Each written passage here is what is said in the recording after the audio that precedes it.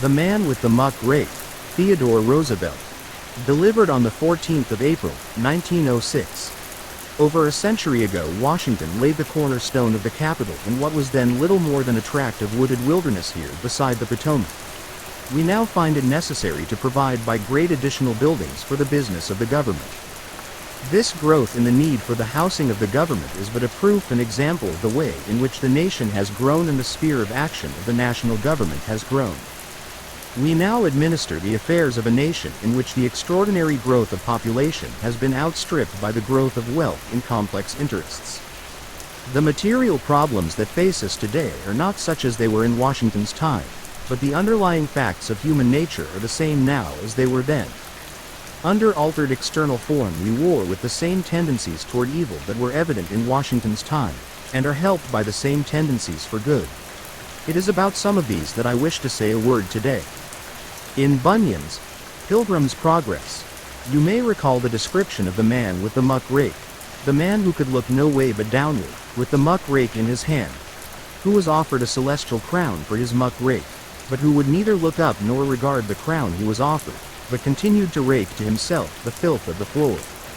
In Pilgrim's Progress, the man with the muck rake is set forth as the example of him whose vision is fixed on carnal instead of spiritual things. Yet he also typifies the man who in this life consistently refuses to see aught that is lofty, and fixes his eyes with solemn intentness only on that which is vile and debasing.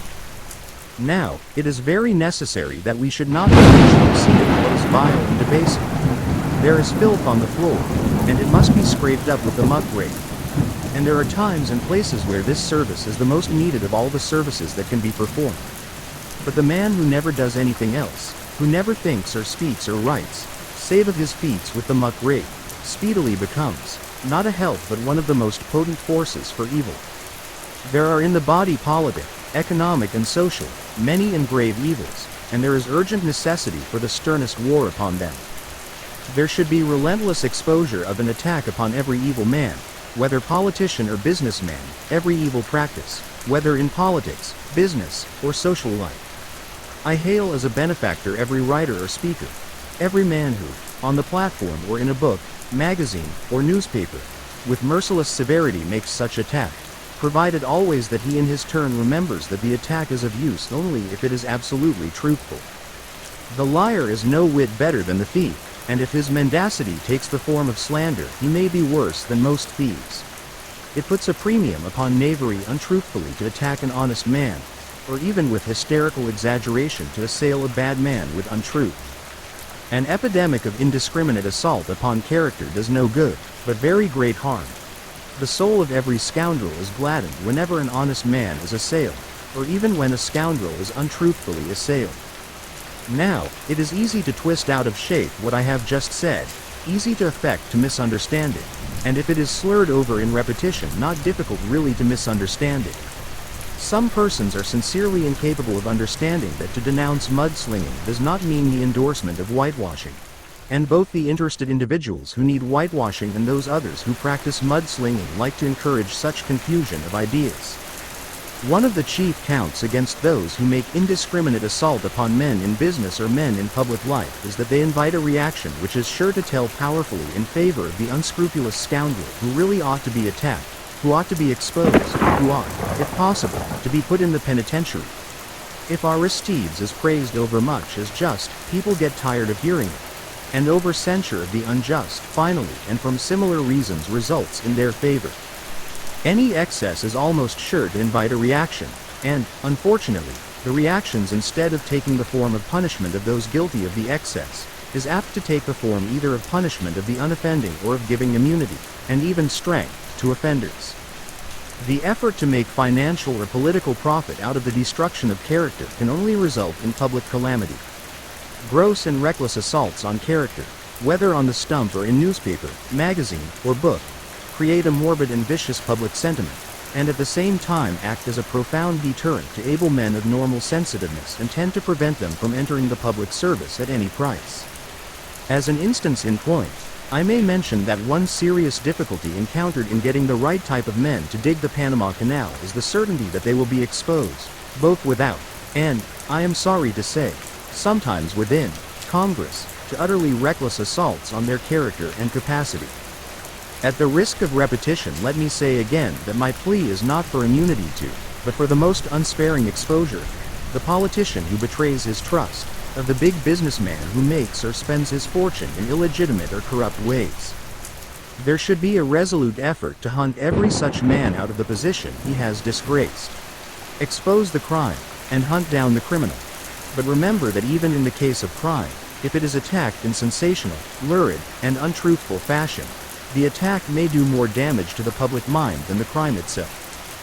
It is because I feel that there should be no rest in the endless war against the forces of evil that I ask the war be conducted with sanity as well as with resolution. The men with the MUCK rakes are often indispensable to the well-being of society, but only if they know when to stop raking the muck, and to look upward to the celestial crown above them, to the crown of worthy endeavor. There are beautiful things above and round about them, and if they gradually grow to feel that the whole world is nothing but muck, their power of usefulness is gone. If the whole picture is painted black, there remains no hue whereby to single out the rascals for distinction from their fellows. Such painting finally induces a kind of moral color blindness, and people affected by it come to the conclusion that no man is really black, and no man really white, but they are all gray. In other words, they neither believe in the truth of the attack, nor in the honesty of the man who is attacked. They grow as suspicious of the accusation as of the offense. It becomes well nigh hopeless to stir them either to wrath against wrongdoing or to enthusiasm for what is right. And such a mental attitude in the public gives hope to every knave, and is the despair of honest men. To assail the great and admitted evils of our political and industrial life with such crude and sweeping generalizations as to include decent men in the general condemnation means the searing of the public conscience. There results a general attitude either of cynical belief in and indifference to public corruption, or else of a distrustful inability to discriminate between the good and the bad. Either attitude is fraught with untold damage to the country as a whole. The fool who has not sense to discriminate between what is good and what is bad is well nigh as dangerous as the man who does discriminate and yet chooses the bad. There is nothing more distressing to every good patriot, to every good American, than the hard, scoffing spirit which treats the allegation of dishonesty in a public man as a cause for laughter. Such laughter is worse than the crackling of thorns under a pot, for it denotes not merely the vacant mind, but the heart in which high emotions have been choked before they could grow to fruition. There is any amount of good in the world, and there never was a time when loftier and more disinterested work for the betterment of mankind was being done than now. The forces that tend for evil are great and terrible, but the forces of truth and love and courage and honesty and generosity and sympathy are also stronger than ever before. It is a foolish and timid, no less than a wicked thing, to blink the fact that the forces of evil are strong, but it is even worse to fail to take into account the strength of the forces that tell for good. Hysterical sensationalism is the poorest weapon wherewith to fight for lasting righteousness. The men who with stern sobriety and truth assail the many evils of our time, whether in the public press, or in magazines, or in books, are the leaders and allies of all engaged in the work for social and political betterment. But if they give good reason for distrust of what they say, if they chill the ardor of those who demand truth as a primary virtue, they thereby betray the good cause and play into the hands of the very men against whom they are nominally at war. In his ecclesiastical polity, that fine old Elizabethan divine, Bishop Hooker, wrote, "He that goeth about to persuade a multitude that they are not so well governed as they ought to be shall never want attentive and favorable hearers, because they know the manifold defects whereunto every kind of regimen is subject, but the secret lets and difficulties, which in public proceedings are innumerable and inevitable, they have not ordinarily the judgment to consider." This truth should be kept constantly in mind by every free people desiring to preserve the sanity and poise indispensable to the permanent success of self-government. Yet, on the other hand, it is vital not to permit this spirit of sanity and self-command to degenerate into mere mental stagnation. Bad though a state of hysterical excitement is, and evil though the results are which come from the violent oscillations such excitement invariably produces, yet a sodden acquiescence in evil is even worse. At this moment we are passing through a period of great unrest, social, political, and industrial unrest. It is of the utmost importance for our future that this should prove to be not the unrest of mere rebelliousness against life, of mere dissatisfaction with the inevitable inequality of conditions, but the unrest of a resolute and eager ambition to secure the betterment of the individual and the nation. So far as this movement of agitation throughout the country takes the form of a fierce discontent with evil, of a determination to punish the authors of evil, whether in industry or politics, the feeling is to be heartily welcomed as a sign of healthy life. If, on the other hand, it turns into a mere crusade of appetite against appetite, of a contest between the brutal greed of the have-nots and the brutal greed of the haves, then it has no significance for good, but only for evil. If it seeks to establish a line of cleavage, not along the line which divides good men from bad, but along that other line, running at right angles thereto, which divides those who are well off from those who are less well off, then it will be fraught with immeasurable harm to the body politic.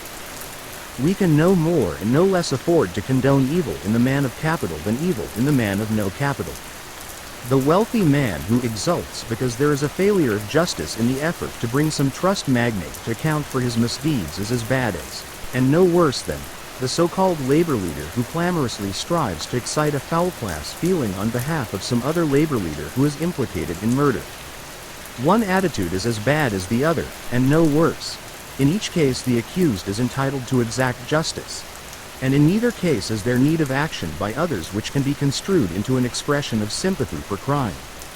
It is a prime necessity that if the present unrest is to result in permanent good, the emotion shall be translated into action, and that the action shall be marked by honesty, sanity, and self-restraint.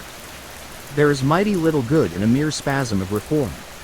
The reform that counts is that which comes through steady, continuous growth. Violent emotionalism leads to exhaustion.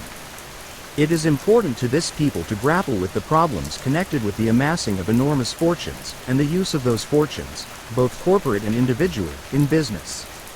We should discriminate in the sharpest way between fortunes well won and fortunes ill won, between those gained as an incident to performing great services to the community as a whole and those gained in evil fashion by keeping just within the limits of mere law honesty. Of course, no amount of charity in spending such fortunes in any way compensates for misconduct in making them. As a matter of personal conviction, and without pretending to discuss the details or formulate the system, I feel that we shall ultimately have to consider the adoption of some such scheme as that of a progressive tax on all fortunes, beyond a certain amount, either given in life or devised or bequeathed upon death to any individual, a tax so framed as to put it out of the power of the owner of one of these enormous fortunes to hand on more than a certain amount to any one individual. The tax, of course, to be imposed by the national and not the state government. Such taxation should, of course, be aimed merely at the inheritance or transmission in their entirety of those fortunes swollen beyond all healthy limits. Again, the national government must in some form exercise supervision over corporations engaged in interstate business and all large corporations engaged in interstate business, whether by license or otherwise, so as to permit us to deal with the far-reaching evils of overcapitalization. This year we are making a beginning in the direction of serious effort to settle some of these economic problems by the railway rate legislation.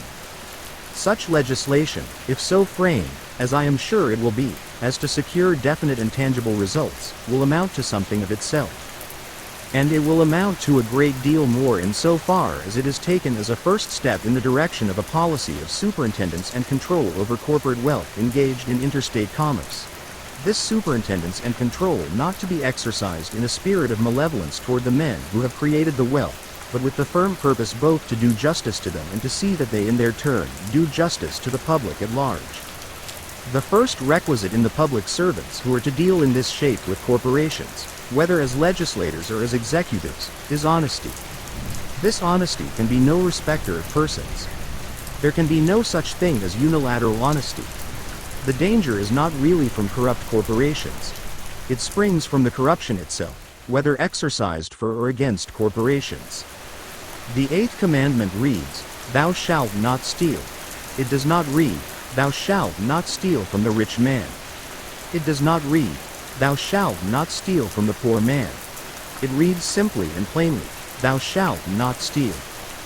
No good whatever will come from that warped and mock morality which denounces the misdeeds of men of wealth and forgets the misdeeds practiced at their expense, which denounces bribery, but blinds itself to blackmail. which foams with rage if a corporation secures favors by improper methods, and merely leers with hideous mirth if the corporation is itself wrong. The only public servant who can be trusted honestly to protect the rights of the public against the misdeeds of a corporation is that public man who will just as surely protect the corporation itself from wrongful aggression.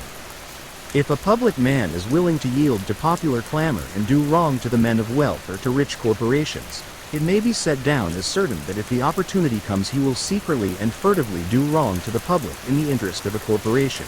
But in addition to honesty, we need sanity.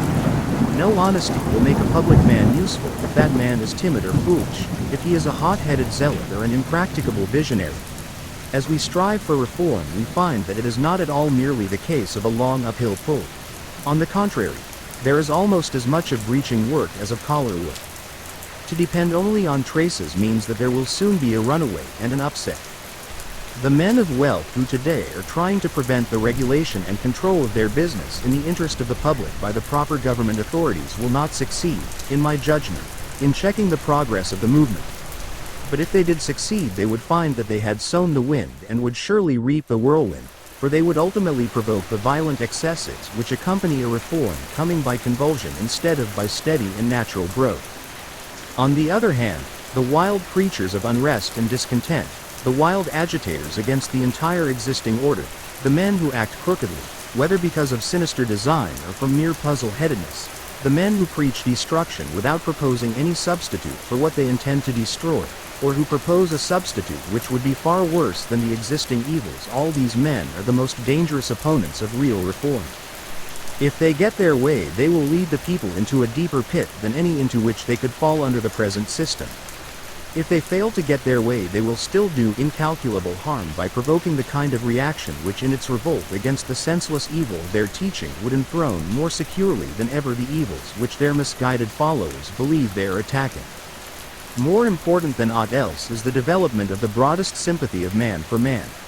The welfare of the wage worker, the welfare of the tiller of the soil, upon these depend the welfare of the entire country.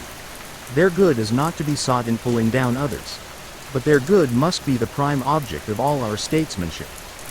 Materially, we must strive to secure a broader economic opportunity for all men, so that each shall have a better chance to show the stuff of which he is made. Spiritually and ethically, we must strive to bring about clean living and right thinking. We appreciate that the things of the body are important, but we appreciate also that the things of the soul are immeasurably more important. The foundation stone of national life is, and ever must be, the high individual character of the average citizen.